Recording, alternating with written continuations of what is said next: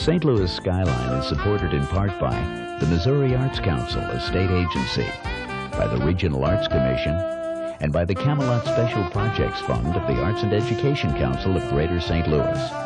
And now, here is your host, Anne-Marie Skinner.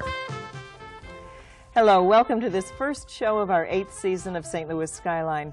The talent and creative energy in our community grows stronger every year, and we look forward to bringing as much of it as possible to you this season on Skyline. And to help us do that, we'll be inviting St. Louis's arts and cultural leaders into our studio to co-host the program.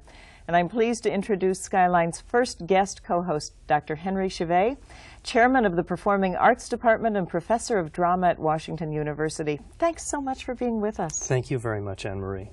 Tonight we'll see some of the sculptural additions that have made their way from Sweden to the Missouri Botanical Gardens.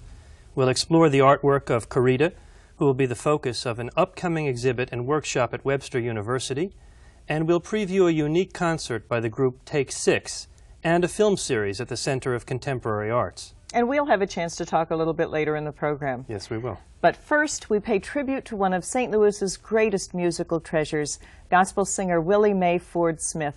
Mother Smith has inspired generations of gospel singers and has uplifted the hearts of our nation with her music for more than 50 years.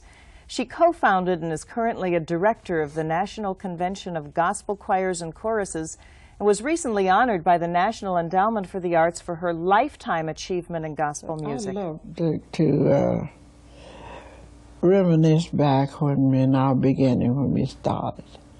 And I used to bounce around in the city and just sing Amazing Grace shall always be my song of praise, for it was grace that bought my liberty. Oh, I'll never know why Jesus loved me so. He looked beyond my faults, and he saw my need. I shall forever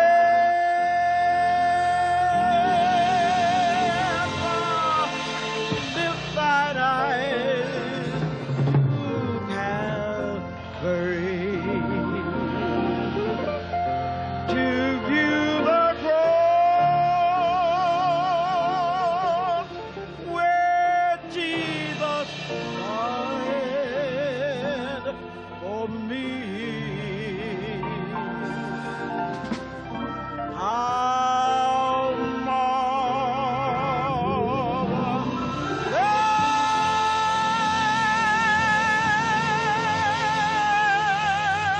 that great, hallelujah, that brought my fallen soul. He looked beyond my faults, and he saw my need. My main interest was, let me touch somebody's heart. That's what gospel singing is. It's from the heart, you know. Some imitate others, but if you don't have it from the heart, you can't put it out. My mother listens to the words of a song, and the words are meaningful to her. And it's sort of like she digests the words, and then she interprets what she has digested.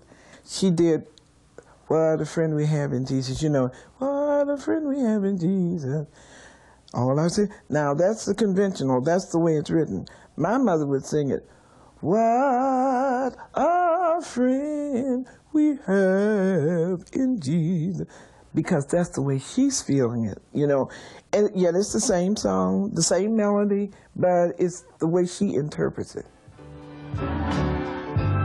Oh,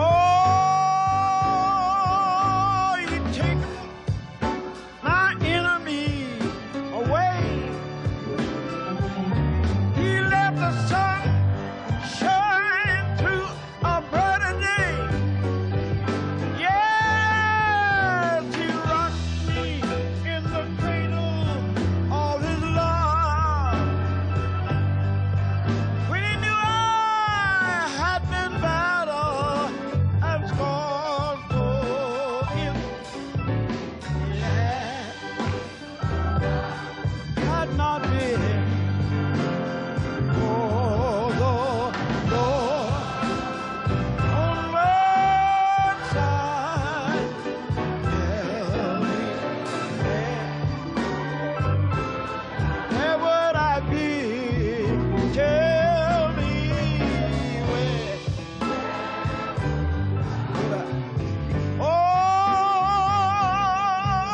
he took my enemy away. He left the sunshine through a brighter day. Yes, he rocked me in the cradle of his love.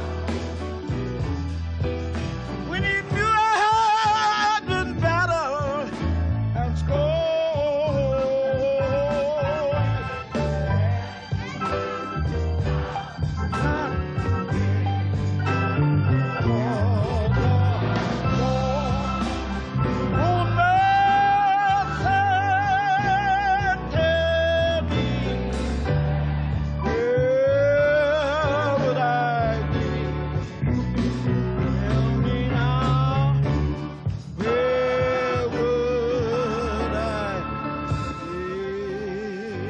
Ooh, I'm just so happy.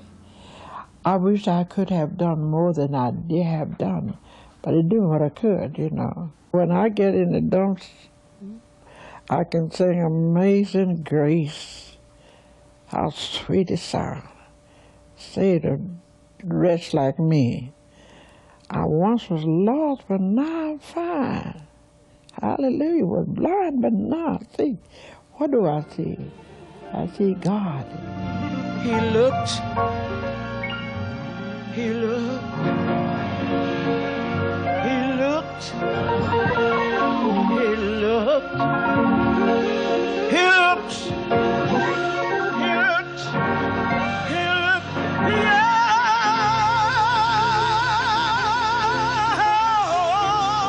Oh, my God, and it's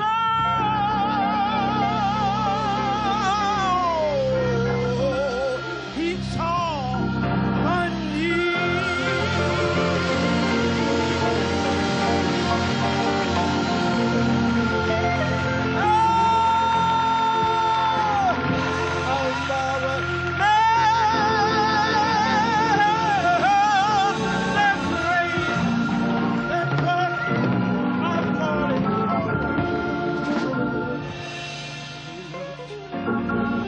He looked, he looked,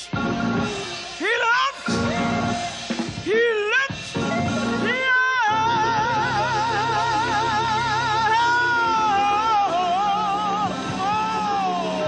my fault, and he saw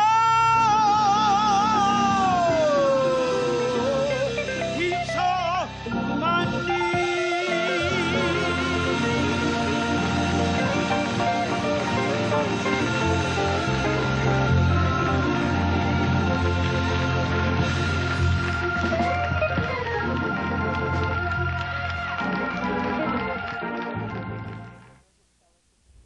Mother Smith will receive her National Heritage Fellowship from the Endowment for the Arts during a special ceremony in Washington, D.C., September 29th. Oh, Henry, she said that her music comes from her heart, and that really is the secret of all art, all performance, I think. Absolutely, and listening to it, it struck me how important it is in Mother Smith's work, and it in fact is in theater. Her work is the essence of theater, really. Mm-hmm. Another artist who worked to inspire people with words in serigraphs rather than song was the late Corita Kent. Among those who have been moved by Corita's bright colors and affirmative words are the actress Eva Marie Saint and the artist Mickey Myers. Let's hear a little from each of them in Corita's last home of Boston, where her largest work is always on exhibit, but not on a canvas.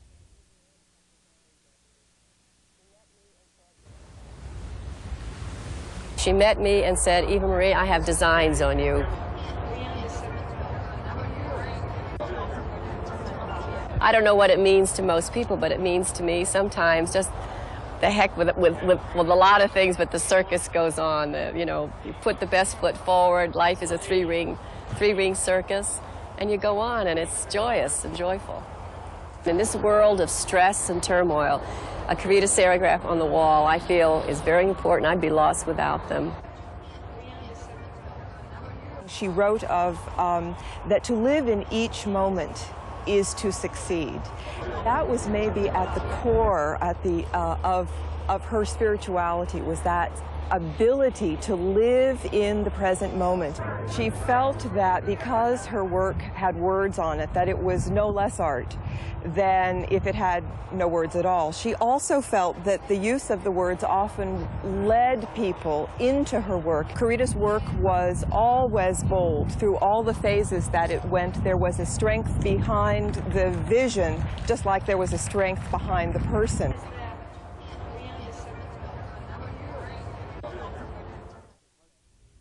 Eva Marie Saint is currently working with her husband and with artist Mickey Myers on a documentary about Corita's life and work called Primary Colors. Mickey Myers, who was Corita's friend and student, will be giving a lecture and workshop this Saturday at Webster University. A reception with her on Friday will open a month-long exhibit called Learning by Heart, the serigraphs of Corita Kent and Mickey Myers. For more information, call Webster University. It's wonderful, colorful work. Enjoy seeing that.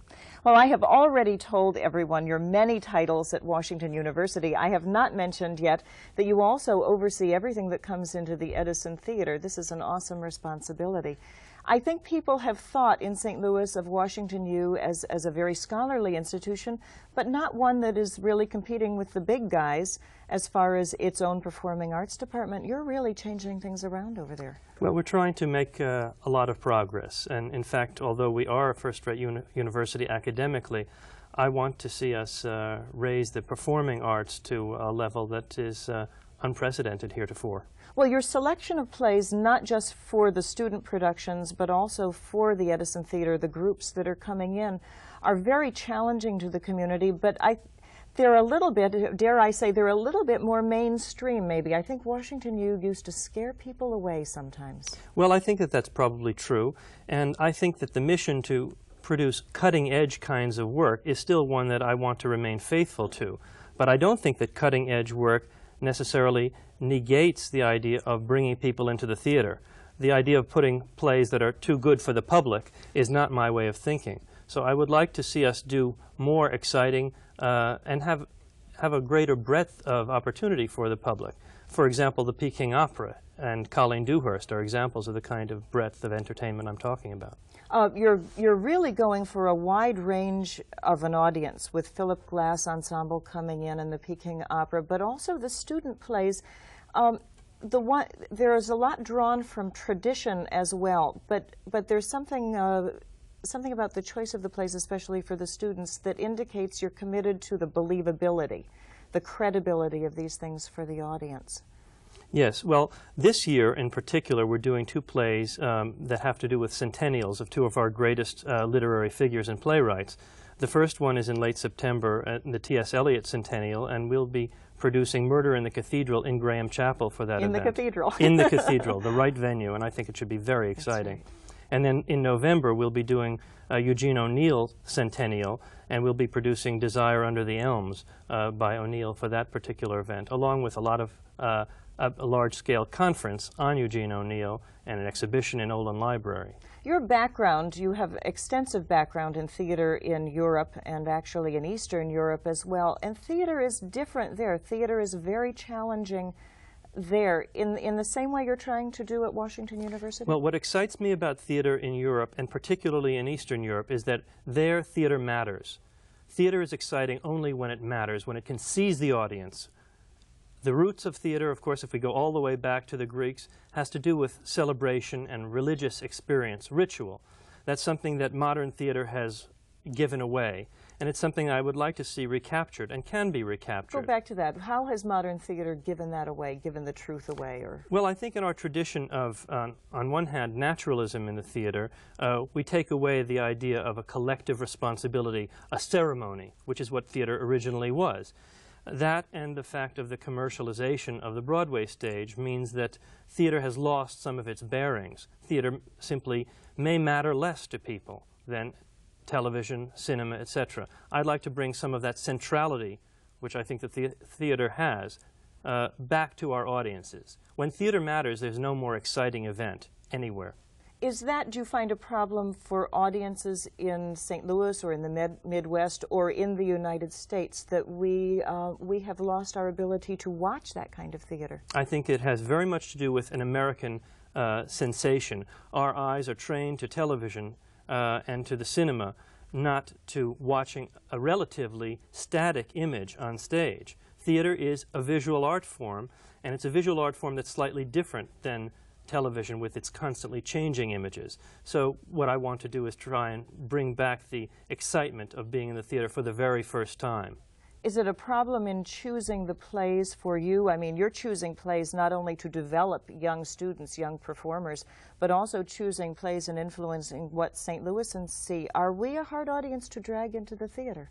Well, I haven't been here long enough to fully come to terms with that question. Not on the basis of my first production, which was Equus. People enjoyed it very, very much, and I think that's the kind of play we want to be able to produce here, one that reawakens some sense of ritual and the excitement of being in the theater. Of course, there aren't that many plays like Peter Schaffer's Equus around, but we'll try to find them.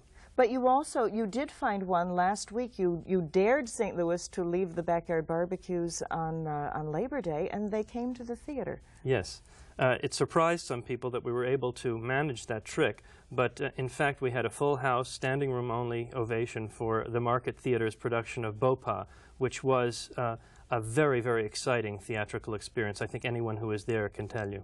The student plays that you're going to be doing, just so that I think a lot of people say, well, if you're going to go to Theater Project Company or the Rep, these are professional productions.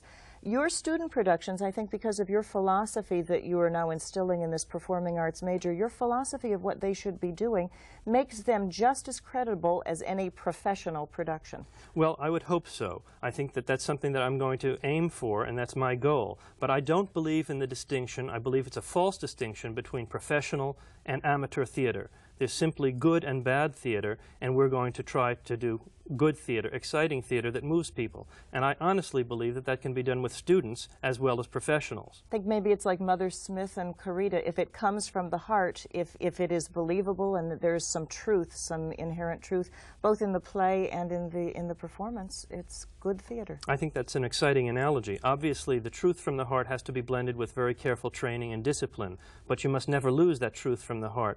And I think that, frankly, students are less likely to lose it than professionals sometimes. They know why they're there, and they're truly excited about performing. And that's something that students have. I can tell. They're in good hands with you, Henry. Well, now we have another quick sample of a new sound in gospel music that's closer to the nylons or Manhattan transfer than to traditional gospel sounds. Take 6 will be appearing at Harris Stowe State College this Saturday at 8 p.m., and we think Mother Smith will approve. Instead of spreading lies, hey, oh, the truth is nobody's got to say love could open any door that we and much more. For love is what we need, what the world needs now. I'm telling you, love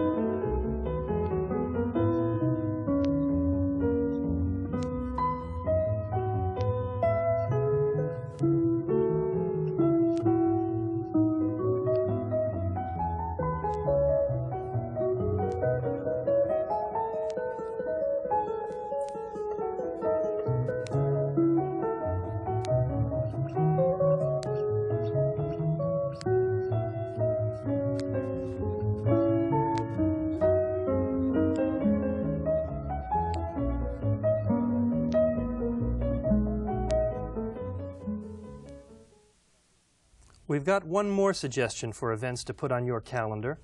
There are many internationally acclaimed foreign films that never reach St. Louis. But this month, Legacy Productions and the Center of Contemporary Arts present an exceptional series of these films during the International Cinema Potpourri. Here are two intriguing scenes from upcoming films. First, Andrzej Tarkovsky's The Sacrifice, a film from Sweden which you can see this Thursday. And second, a scene from Faces of Women, a film from Africa which you can see next Thursday. Let's take a look.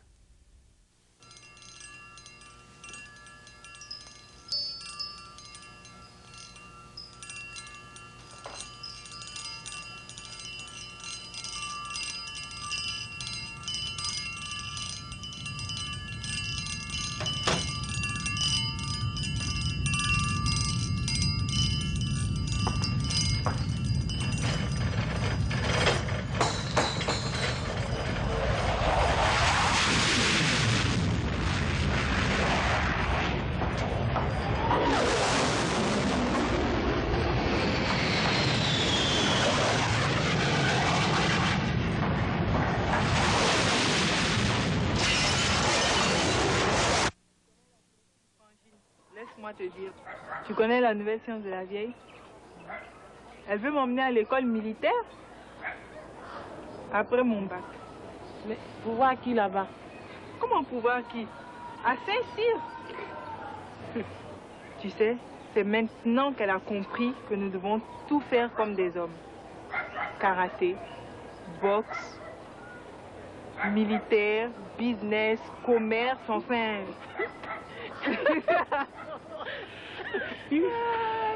Tu sais les filles, votre maman là, hein, c'est ouah.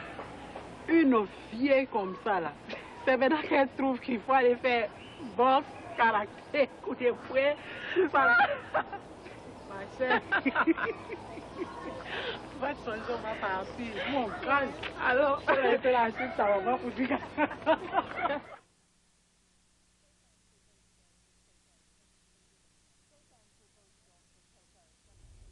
Showtimes for both films at COCA are 7:30 and 10 p.m. Isn't it wonderful to see some of these foreign films coming to St. Louis? It's excellent, and I'm glad that COCA is doing this. Oh, me too.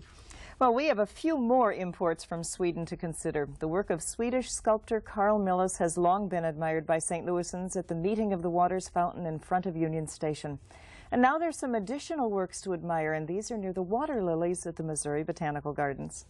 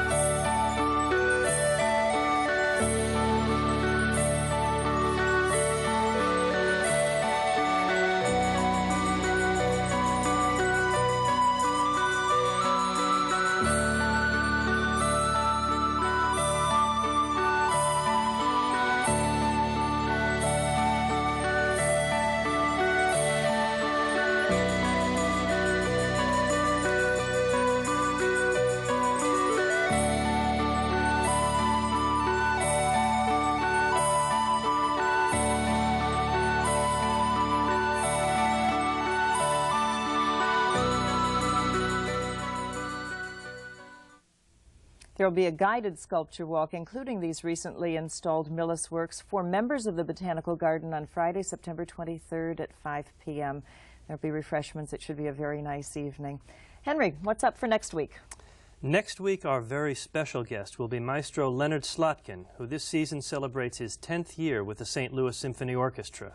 And since he's a baseball enthusiast, we'll have some baseball music with St. Louis Cardinals and St. Louis Blues organist Ernie Hayes. I know you're a baseball fan, too. And we'll also meet and see the work of a young St. Louis visual artist, Joan Levinson. And Henry Chevet will be back with us again next week, and we hope you'll join us. I'm Anne-Marie Skinner. Thank you for watching, and good night.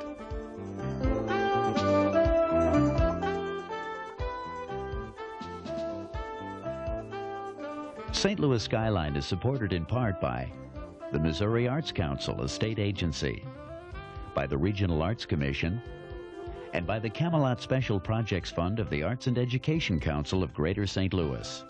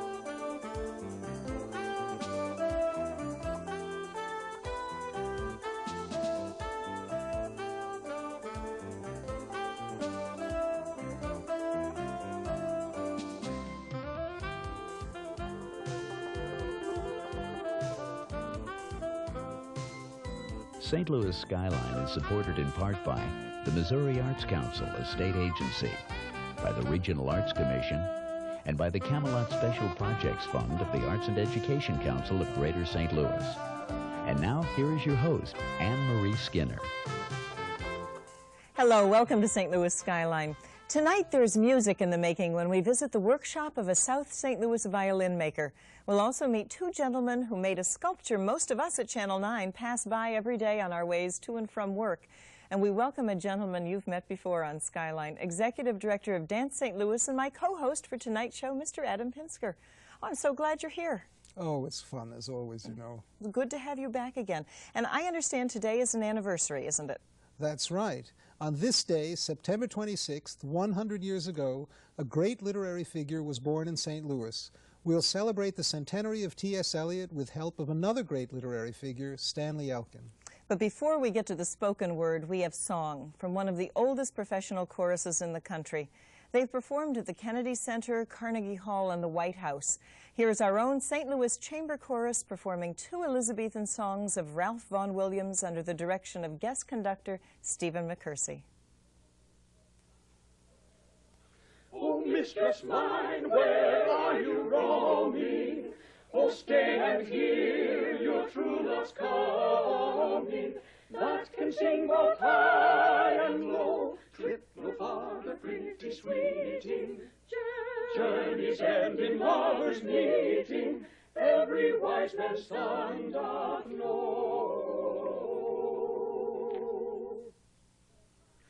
What is love? 'Tis not hereafter, present mirth at present laughter. What's to come is still unsure, in delay there lies no plenty. then come kiss me sweet and 20. Youth the stuff will not endure.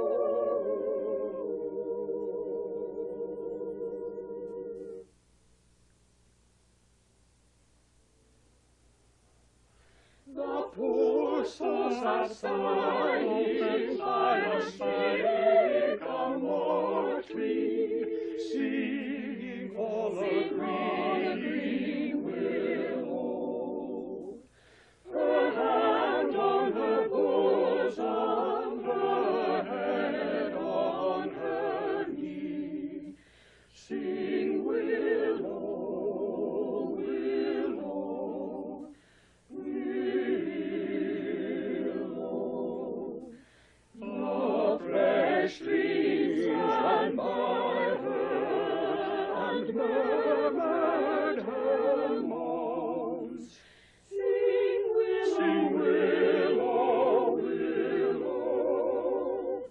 Her soft tears fell from her and softened the stones. Sing willow, willow, willow.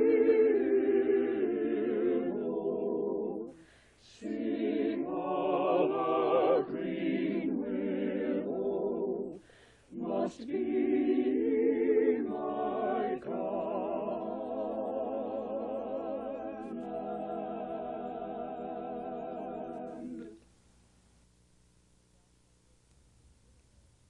Oh, Ralph Vaughan Williams is just one of my favorite composers. Me too, and I'm so glad that you have the courage to pronounce it Ralph and not Rafe, as so many radio announcers do.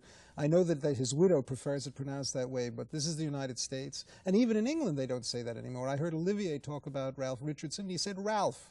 So we can say Ralph, too. Good. Good. Ralph it is. And we will hear more from the chamber chorus a little later, but now some words written and read by Stanley Elkin on the occasion of the 100th anniversary of T.S. Eliot's birth. It shames me to say it. Back in high school, then, later, back in the earlier 50s, in high school and back in the 50s too, I used to sing to all my dates. I don't mean I lip-synced to the other guy's hits or stood, proud as any Spaniard or Mexican, out in the elements beneath their windows or in their courtyards committing open public serenade to the girls. I sang to them, there on the dance floor, into their actual ears, on the very first date. Then I was a graduate student, and T.S. Eliot came to town. Yes, that T.S. Eliot, the one who changed my mating call. Because isn't that what literature is, finally? Poetry only the upscale of all that lyrical moonery-joonery and all those lyrics in all those dance tones. That T.S. Eliot. And I say changed my mating calls because that's exactly what happened. I was a college boy now, a graduate student, no, even a TA, and changed my lyrics, if not my tune, no longer so ready as once I was, dropping, you sigh and then a song begins, you speak and I hear violins. It's magic. Into my girlfriend's ears like so many coins in so many parking meters. We, I'd tell them out there on the dance floors, are the hollow men. We are the stuffed men leaning together, headpiece filled with straw, alas. And when I had their attention, this is the way the world ends, I'd inform. This is the way the world ends, not with a bang, but a whimper, I'd whimper. Or suggestively, let's go then, you and I. When the evening is spread out against the sky like a patient etherized upon a table, let's go through certain half-deserted streets the mothering retreats of restless nights in one-night cheap hotels, urging them, pleading with them. Oh, do not ask, what is it? Let's go and make our visit. Only hoping it served Elliot better than it served me. Beginning this Friday, a series of lectures and readings will be held at Washington University entitled T.S. Eliot, A Centennial Appraisal. And we will be bringing some of that to you in a special on Eliot, which will air later this season on Skyline. Adam, there's a famous line written by Eliot that has to do with dance. Oh, well, there's a whole stanza from Bert Norton that's all about the idea that at the still point of the center of the earth where all the world is dance, and there's nothing but dance. He goes on for a whole stanza about it. Oh, and it's a ballet as well, is it not? Oh, Todd Bolander's most famous work is a sextet for 6 dancers called The Still Point, and they're doing it here in November when State Ballet comes. Yes. Great. Well, we'll talk about that in a minute. Tell us what's next. We're about to meet a young St. Louisan with an old-fashioned dream. Jeff Seitz wants to become a master violin maker whose name will someday be synonymous with the finest in craftsmanship. He has his own violin shop on Loughborough Avenue in South St. Louis, where he handcrafts each instrument with the patience and care of centuries past.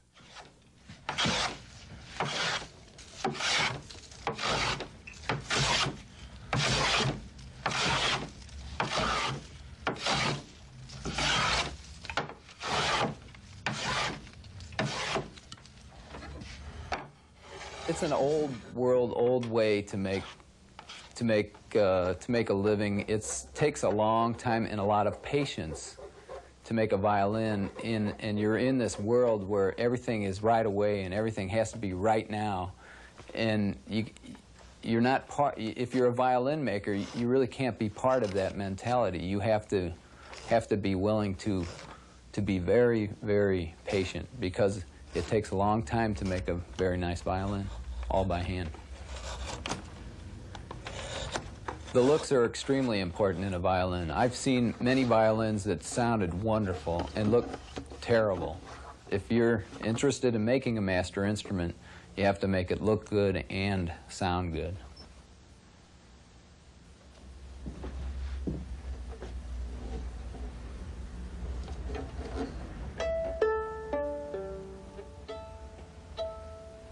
The original violin player is a cricket. The cricket takes his leg and rubs it across his stomach, and that is basically what a violin is. It's a bow rubbing across the, the string like that. So who knows? It's as old as a cricket. It helps that I know how to play the violin a little bit. It just helps me get a feel for the making a little better. The process of violin making is very complex. First one starts with the tree, the log, and they split it into what's called a billet. That's like a wedge of wood. That wood is they're split in half and joined. That would be the back and the top. So one takes a mold and cuts a mold to the shape that they're going to do and builds the ribs around the mold. Then they remove the mold, and the ribs and top are glued together, and you basically have that box. If one works real hard at it and does nothing but make the instrument, one can finish it, the woodworking part, in about a month. I use maple for the back and sides and for the neck, and the top is made of spruce. Maple and spruce have been found to sound the very best out of any woods available. The construction is made to be strong yet light because you need the parts to vibrate for the sound to come out, but you need it to be strong enough. You have to remember some of the great violins are 250 years old, and those violins were made pretty delicate, but they're still around. Many people come to me and say that violin making, gosh, how can you make a violin? Really, when you figure out what to do, the hard part about making a violin is not really knowing how to make a violin, but the hard part is pushing the chisel. Because my violins are new, the wood is white underneath the orange, and they tend to look bright. But in the coming years, that wood will turn gray, and it'll get to a very nice, beautiful, warm color.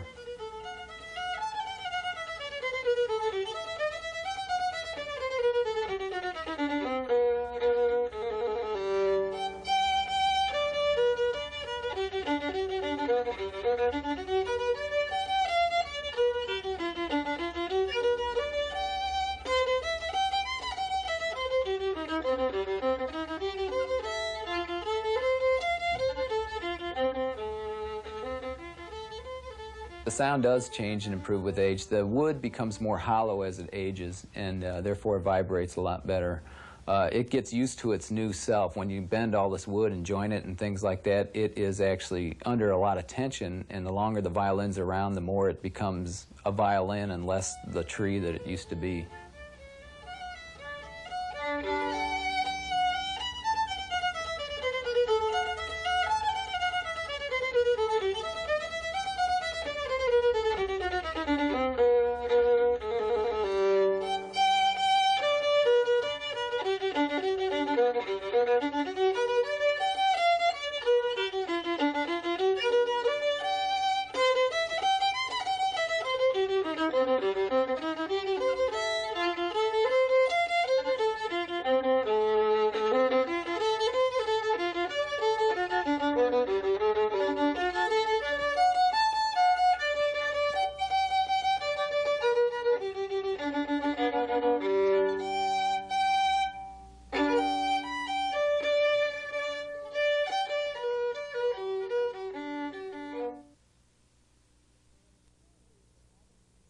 Well, in the 4 years that Adam Pinsker has been Executive Director of Dance St. Louis, there has been a virtual dance explosion in St. Louis, and I am so glad you're with us today to talk about that. Well, so am I, of course. It really strikes me that if I look back 5 years, or certainly 10 years, there were very, very few dance offerings, and that is not the case now. To what do you attribute this explosion? Well, I think to the explosion of dance creativity that's happened in America in the last 40 years, and the whole world has taken note, and it took the world a while to catch up to what was going on, and St. Louis is catching up too, that's all. I remember days gone by, the only thing we would get in St. Louis, or the only thing attended in a big way, would be the Joffrey Ballet coming in January year after year, and now there's so many other companies, and they are so well attended. What is happening to St. Louis taste or sophistication? We seem to be broadening. Well, again, everybody is. Years ago, there used to be this great divisiveness between ballet and modern, and if you liked ballet, you couldn't like modern, and vice versa. And that's broken down, and it's broken down among dancers themselves. For about 20 years, modern dance choreographers have been choreographing for ballet. I've been invited by Joffrey in Ballet Theater and New York City Ballet last spring, which astonished me because they were very anti-modern for a long time.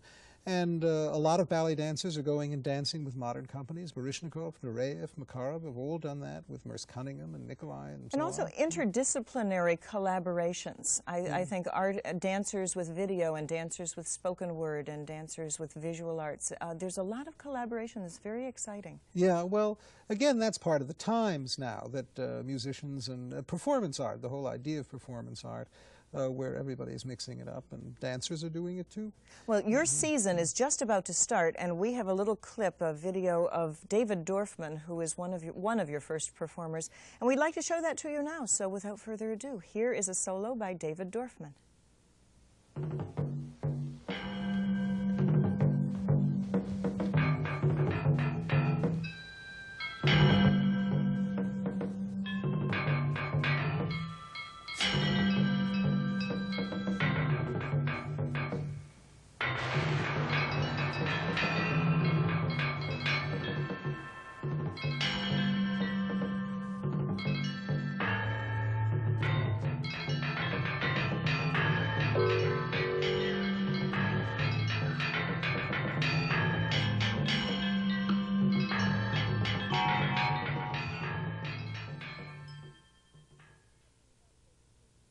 Tell us something about David Dorfman. Where is he performing for you?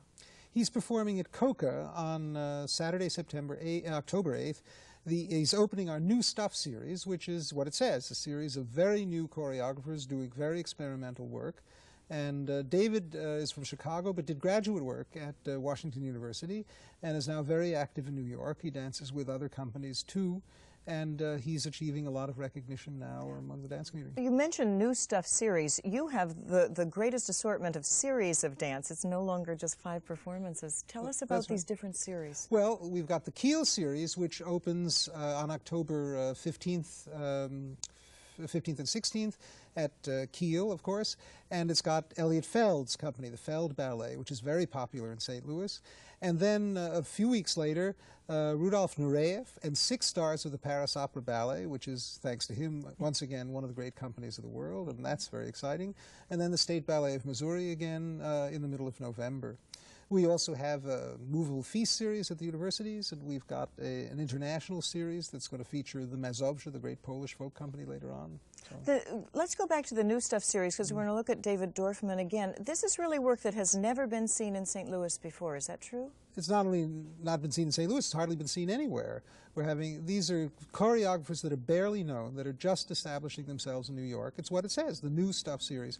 There is one, the middle one is going to be the Mid-America Dance Company, but the members of the company doing choreography. So again, brand new choreographers trying out. It's very important if an art develops to have a place where they can fail, and a place where they can safely experiment. And that's what COCA provides, and what's so exciting that we're able to do that there. Okay, well, judging by what I saw, no one is failing here. No. So here once again is David Dorfman, this time in a duet, and along with that, some ideas of things to see and do from our calendar.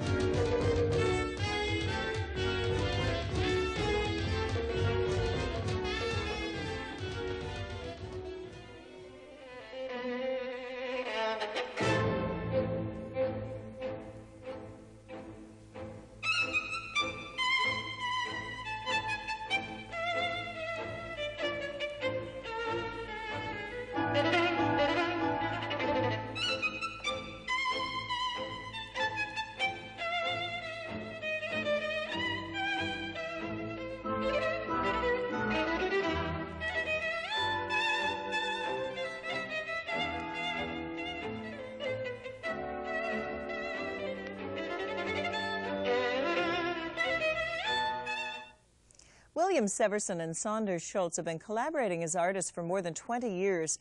They're internationally acclaimed sculptors with works as far as Singapore and Saudi Arabia and as close as down the street in Oak Knoll Park. We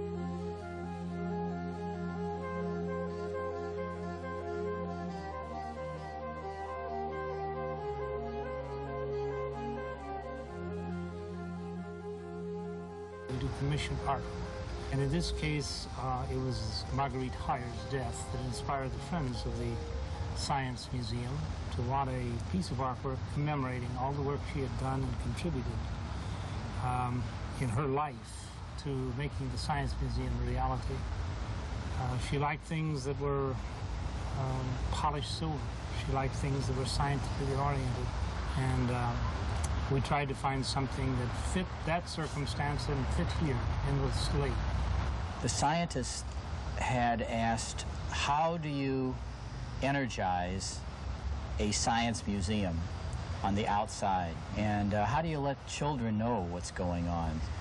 Many of our sculptures have moved by, well, I like to call it free energy, but the wind, sun, we had one that moved by the tides coming in and out.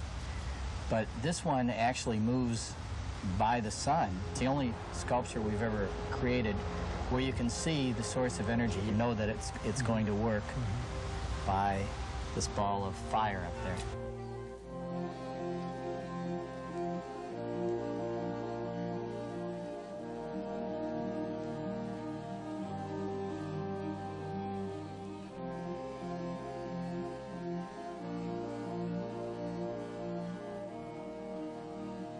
We were looking for something that would bring the experience of that building down on pedestrian level, that as people walked by it, they didn't have to look up the 35 stories. They could have an experience that began to give them a sense of the building. experience the aesthetics of the building. So we tried to work it not as using the same design, but one that was complementary. Stainless is a marvelous material. It has this jewel-like quality to it, and because of the polish, it picks up its environment. It becomes one with the environment, and people who come to it enter into it very much aware of the action and interaction of people. I think responsibility is the duty of every citizen in every society, and I don't see any particular reason that artists are not part of that responsibility. I like Tillich's sense that art is a mirror of the society in which it occurs. And if that is true, if the artist is being irresponsible, then I have to question what's going on in the society. One of the most monumental sculptures I've ever seen is a piece from ancient Greece about that big. So it's really not how big it is, but how simple it is and how monumental the concept is. It took me a long time to really find that out, and what really did it was my daughter had a collection of rocks, and one day she called me in and she showed me her whole beautiful collection of these little tiny pebbles and things, and she said, "See, Dad, it doesn't have to be big to be great, so to be monumental. They were just really lovely." So that's how I learned. Congratulations to William Severson and Saunders Schultz for recently winning a national competition to create a tri-state Veterans Memorial in Dubuque, Iowa. We've time for an encore from the St. Louis Chamber Chorus. This is a fitting song for the first Monday of autumn. It's called "Oh, Sweet Day."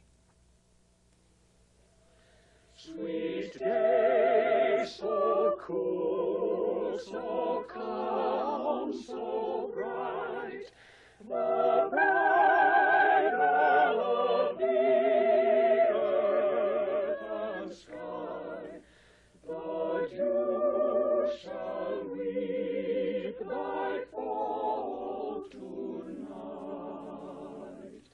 for thou must die. Sweet spring, full of sweet days and roses, a box where sweets compacted lie, my music shows ye have your closes, and all must die.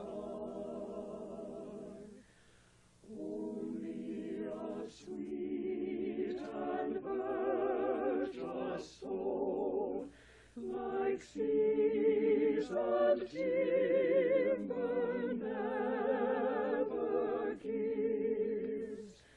But though the whole world turn to coal, then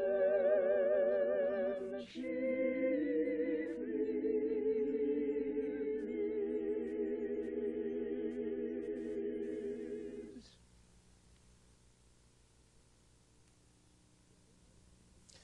The St. Louis Chamber Chorus will perform more 20th century works in their concert on Sunday, November 6, 3 p.m. at Webster University's Winifred Moore Auditorium.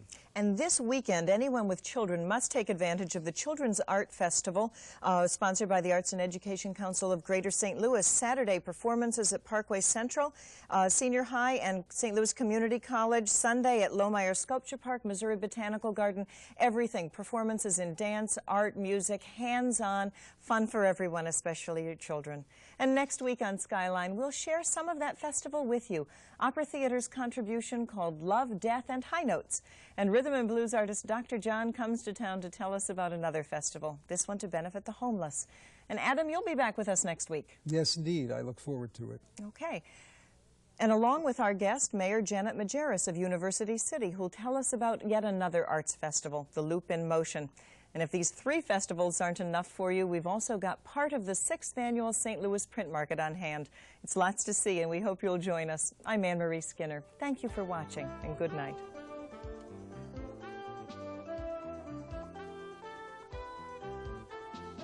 St. Louis Skyline is supported in part by the Missouri Arts Council, a state agency, by the Regional Arts Commission, and by the Camelot Special Projects Fund of the Arts and Education Council of Greater St. Louis.